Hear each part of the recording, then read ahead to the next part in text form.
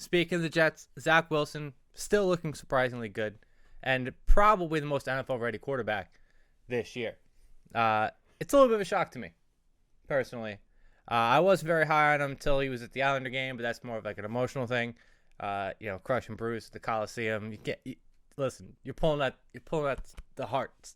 You're pulling the strings of the heart, make me emotional. But he hasn't done anything very spectacular. Like, he's not doing that 80-yard bomb that lands through. He's not doing anything like that. Not scrambling like Justin Fields. But he's making all the right plays, moving the ball up and down the field, doing what he has to, with the ability that we all know that he has to throw the ball 60 yards any time from any spot on the field. So, are you personally? Is your stock rising on Zach Wilson a little bit? He's surprisingly been impressive. Yeah. I didn't think he'd be this good right away because I viewed him as a guy with a big arm.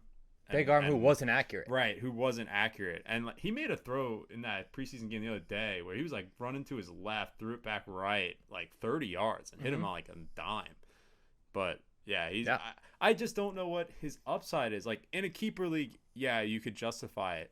But in a regular redraft, like, is he really ever gonna see your lineup? Depends. Is he Justin Herbert? We don't know. And the weapons on offense are there. And No, they're there. Who? Corey Davis? You have Corey Davis, Elijah Moore. If everybody says Elijah Moore is who he is. Yeah, but we don't know Elijah Denzel Mims is still there, and they refuse to give him any playing time. He's the fastest person on the team. Compare his situation to Herbert's last year. Herbert had so much talent. Herbert's got studs on his team. Right. He had Hunter Henry, Austin Eckler, Keenan Allen, Mike Williams. Like, he had all this talent around him. Like, Zach Wilson, you're like, oh, yeah. And I will be the one to say that I said Justin Herbert would be the best one out of the draft. I would like to say that. Oh, fine. You can toot your own horn on that. I'm not disagreeing, but I'm just saying he had so much talent where, like, Zach Wilson's got Corey Davis, Jameson Crowder, a rookie running back, no tight end, and, yeah, Elijah Moore, quote-unquote, is supposed to be this stuff. Yeah. I just don't. Listen, I'm not, like, buying into it yet. I'm not buying into it yet either. I was just seeing, is he... I mean, obviously, if you're playing Superflex, you take him because you need two starting quarterbacks. If you don't have two starting quarterbacks, Superflex, you're fucked. Absolutely fucked. I saw a mock the other day that somebody posted on Twitter for a Superflex league. Didn't have two starters. Yeah, you're not winning. You're last. You're losing. You're coming in last at that point. Yeah, you're coming in absolute last place. And if you're in a dynasty league, you're drafting Zach Wilson.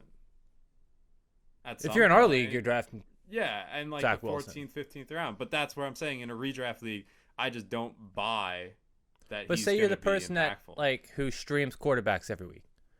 Say you're the person that always drafts like Kirk Cousins. There's always somebody in that league. Yeah.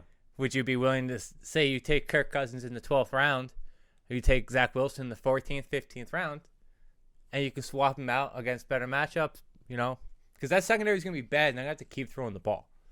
That they are. I guess it's just I think he's that guy though. Like, I think that's what you're hoping is that he's just like Kirk Cousins. No, I'm talking about Zach Wilson. No, you're hoping that he's like Kirk Cousins. Right, a spot fill. Yeah. And I'm not saying eventually he won't be some great quarterback, maybe, but like this year, I'm not buying that he's worthy of a roster spot for me to draft him in like the 10th round.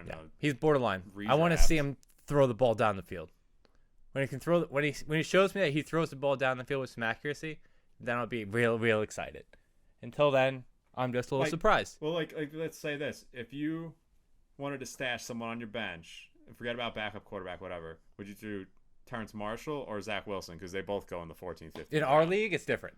But I'm just saying in redraft. Because they go in that 14th, 15th round. Both in guys. redraft, I kind of just take one quarterback, so I don't particularly take Zach Wilson. Like if I go the streaming route, I still only take one, and then I just swap it out when I need somebody else.